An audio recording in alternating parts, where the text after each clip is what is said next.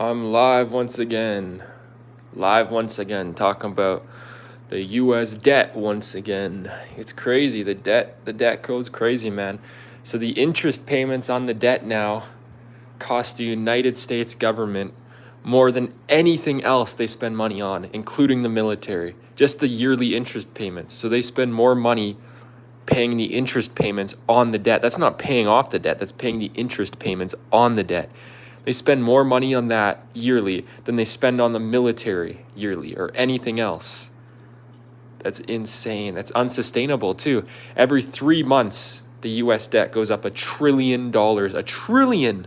Think of how much $1 trillion is. I mean, there isn't even a single person on this world that has $1 trillion besides maybe Vladimir Putin, because his net worth isn't public.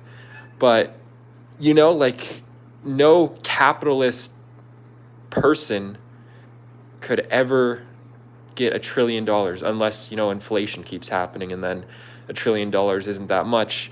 But, as of today, $1 trillion is a lot of money. And the US debt is going in debt $1 trillion every 3 months. 3 months. Oh my God, man. And that's only going to get worse as time goes on, In like a couple years, it's going to be going up by $1 trillion every month. Every single month. Right now, it's every quarter year, but soon it's going to be every single month that it goes up by $1 trillion.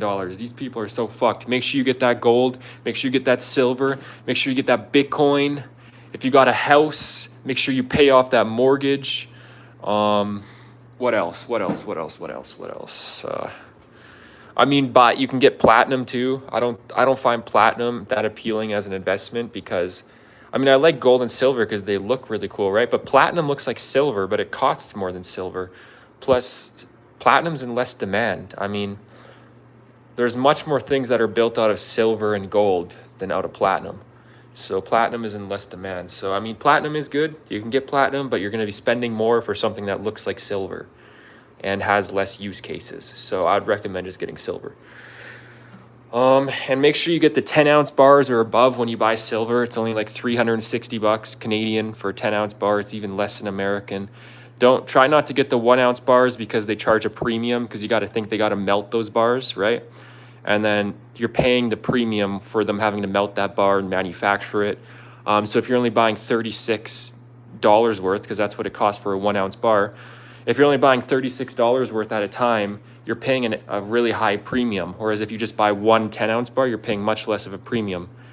I buy the 1-ounce gold bars because a single 1-ounce gold bar is like $3,050, right? So you're not paying a high premium on that. You're only paying like $10 to $20 premium on that for your entire $3,000. You're only paying like a $10 to $20 premium. But when you're paying a $10 to $20 premium on silver, that's only worth $36 an ounce. That's a lot. You're paying like double. You're paying like double what you should be because you're paying that premium. So I highly recommend to get the 10-ounce bars if you're getting silver. Ideally, I want to one day get out like 1 kilo or like 10-ounce gold bar. But that's going to be like $30,000. And I have that money. I could easily get that. It's just it's pretty complicated because I've been buying my gold bars on like debit and credit, right?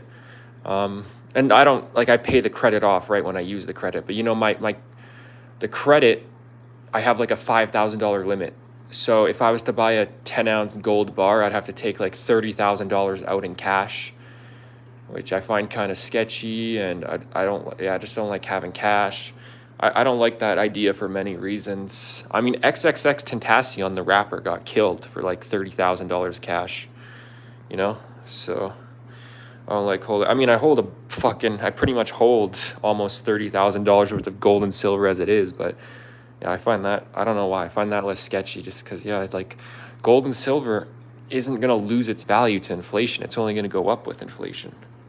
And literally, I find dollars monopoly money. I'm so surprised how little people realize how worthless dollars are. They're completely worthless. Monopoly money has more use cases than dollars because you got to think, at least monopoly money, you can use it in the game. US dollars, they literally have no value besides the government says this has value, you know? And then people listen. They're like, oh, if the government says it has value, then it must have value. Yeah, good luck with that. If you're holding dollars, you're gonna lose all of your wealth. You're gonna have your money still. If you have fucking $50,000 cash and you hold it in cash over the next decade, you're still gonna have the cash, but you're gonna lose all your wealth. $50,000 will get you a Big Mac meal 10 years from now. You're gonna go into McDonald's and they're gonna ask, you're gonna be like, can I get a Big Mac meal? Sure, that's $45,000, please. Oh, never mind, it's $47,000 with tax. That's what they're gonna do to you. So yeah, get your gold, get your silver, because they're never gonna charge you 1 ounce of gold for a fucking Big Mac meal. But they are gonna one day charge you, $3,000 for a Big Mac meal, which is the price of gold today. One day you'll go into McDonald's and they'll ask you for $3,000 for a Big Mac meal. But you'll never pay 1 ounce of gold for a Big Mac meal, because gold won't lose its value like that, because it's not printed to all hell. You got to understand these things. If you don't understand these things, you're going to be left in the dust of a broken economy.